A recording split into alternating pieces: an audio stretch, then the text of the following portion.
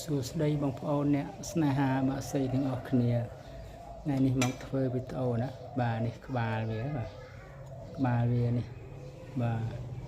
នេះគឺជាក្បាលដាក់ឈើបាទនេះទ្រុងវាបាទណាបាទមកហើយមកសេតឲ្យហ្មងបាទនេះ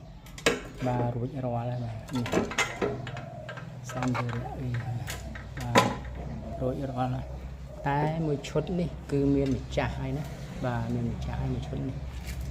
បាទមួយឈុតនេះមានម្ចាស់ហើយបាទអញ្ចឹងបើសិនជាបងប្អូនត្រូវការតាក់ទងមកបាទកំងថ្មីបានថ្មីបាទពួកខ្ញុំនៅតឡើង2 3គ្រឿងទៀតតែមួយឈុតនេះផ្ញើទៅខាងពោធិ៍សាត់បាទចេញទៅខាងពោធិ៍សាត់បាទស្អាតអានេះសុំលេខ7ណាបងប្អូនណាតែខ្ញុំអត់វាយលេខណា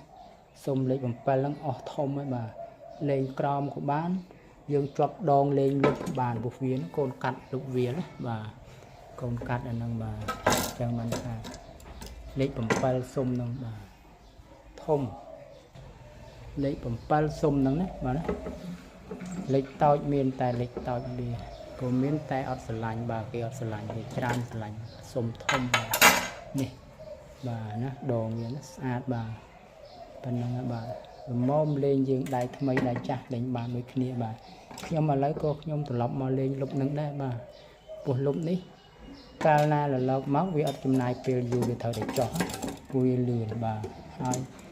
វាងាយដោះទៅដោះមកបាទហើយម្យ៉ាងទៀតក្បាលវានេះអត់មានចពាក់ទេកាលណាយើងលើកទៅអត់មានប៉ះស្លឹកឈើទេណាបងប្អូនណាព្រោះអាហ្នឹងដូចលុបវាលដូចគ្នាបាទយើងលេងកូនកាត់បាទយើងចង់ដាក់ស្លឹកឈើបានអត់ចង់ដាក់ក៏បានដែរបងប្អូនណាបាទនេះក្បាលវាណាបាទយើងដាក់ឈើមកបាទនេះប្រភេទវានេះលុបវាសុំវានេះបាទល្អមួយយ៉ាងបាទសុំវាហ្នឹងបាទវាស្មើនឹងលុបវាលដែរតែវាលដូចគ្នាតែអានេះកូនកាត់បាទបើសិនជាយកលេងមើលបានដឹងបាទអ្នកទិញមើលសាកមើលដឹងណាបងប្អូនបងដឹងបាទសាកមើលស្រួលខ្ញុំមុនដំបូងអត់ស្រឡាញ់ដែរតែស្រាប់តែប្រើអាហ្នឹងរួចគឺស្រួលព្រោះក្បាលវានេះអត់មានលើកទៅអត់មានចពាក់ដើមឈើនេះយើងចង់ដាក់ចូលយ៉ាងម៉េចក្នុងដើមក៏បានក្នុងព្រៃក៏បានដែរបាទឲ្យតែពួកដាក់ទៅព្រោះនេះកងវានេះវែងនេះបាទលូនមកអត់ខុសបាទនេះហើយណាកាលណាយើងត្រឡើងមកគឺស្រឡះហ្មងវានៅរៀងរៀបណាកាលណាវានៅរៀងរៀបឆ្លើយព្រៃមកវាអត់ខ្លាចវាឃើញផ្កងណាឃើញផ្កងដូចលុបវាលអញ្ចឹងព្រោះអាហ្នឹងគឺតម្រូវលុបកូនកាត់បាទនេះដងក្របសណាញ់វានេះបាទ